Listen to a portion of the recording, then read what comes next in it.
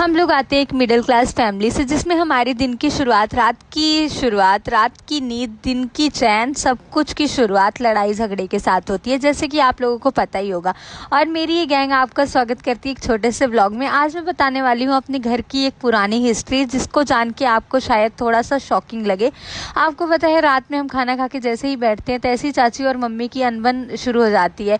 Mummy और चाची में कभी कभी तो इतना बनता है कि लगता है कि मौसी मेरी पीछे रह गई हैं और यही एक सगी बहनें हैं। मम्मी और चाची हर रोज जमीन के टुकड़े पर झगड़ती रहती हैं, ताने ताने पे ताना। और जैसे ही मैंने बिट्टू की साइकिल उठाई, बिट्टू तो रोने लग गया और चाची जो कि मेरे घर में आके एकदम कलेश करके चली जाती है। और एक दिन ऐसा हुआ कि मम्मी दादाजी की अलमारी पुरानी ठिठोलती हुई पहुंचती है और दादाजी के वहाँ मिलते हैं एक प्यारा सा टेप रिकॉर्ड मिलता है दादाजी का। तो मम्मी उसको ऑन करती है और सुनती है, उसमें दादाजी की आवाज़ होती है, जिसमें दादाजी ने ये बोला होता है कि ज़मीन के लिए तुम लोग जो डेली कलेश पे कलेश कर रही हो, वो ज़मीन तो मैंने मंदिर के नाम पर डोनेट कर दिया है। अब इसमें पूरी कहानी में आ जाता है एक लंबा सा ट्विस्ट, जिसमें पूरा घर जो है, लड़ाई झगड़े का जो माहौल है, जो चाची और मम्मी ने क्रिएट कर रखा है, तब पता लगता है कि अब ये ज़मीन तो उनकी है ही नहीं।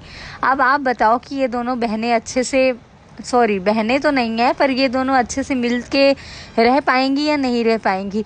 देसी लड़ाई में मैंने एक चीज़ तो नोटिस किया है कि हमें सब कुछ मिल जाता है, पर एक ज़मीन नहीं मिलती है।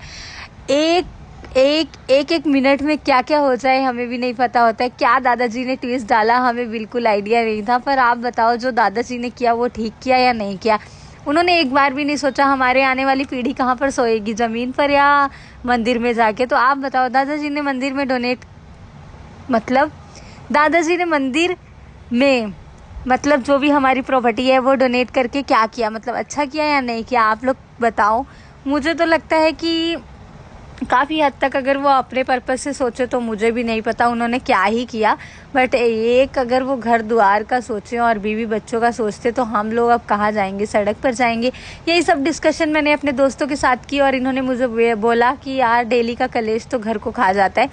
फिर भी मैं रुकी नहीं और मैं इनके साथ बकवास करने आ गई बाहर, क्योंकि हंसना सेहत के लिए ज़रूरी है और हम खूब खूब खूब हंस